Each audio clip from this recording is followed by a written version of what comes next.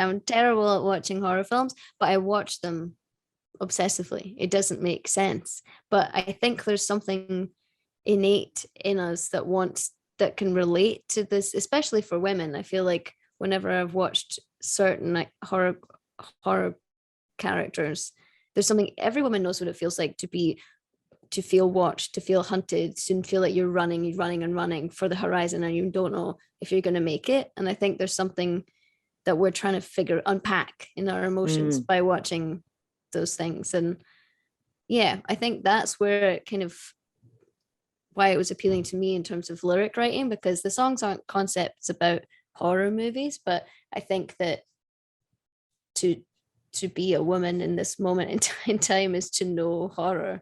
I can't do an interview with you without mentioning the fact that you've got someone that has such a kind of terrifying yet romantic voice, like Robert Smith from The Cure, who you got to collaborate with on this record. How did that happen? I mean, I honestly still can't believe it's a thing that we get to talk about.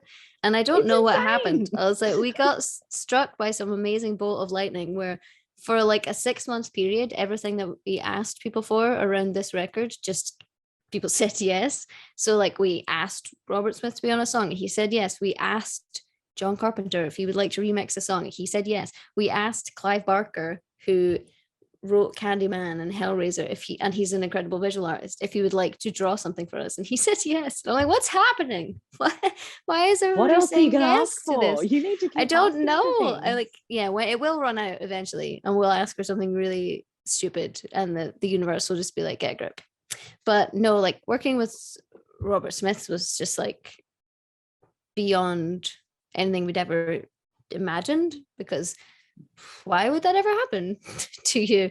And as much as, he's done a few collaborations in recent years, he still hasn't done that many. So, and it just came about in this really weird, bizarre way that our manager knew somebody in common in the music industry and asked them to pass his email address to the Cure's manager in case they had any opening support slots on a tour. And then Campbell, our manager, who lives in Australia, got an email from Robert Smith, because Robert Smith doesn't have a manager, and it just said, "Hello, Campbell. I hear you're looking for me. What do you want?" And then he had to call us and be like, "What do you want? I know you didn't actually ask me to do this, but what do you want?" And we were like, "What do you ask for?"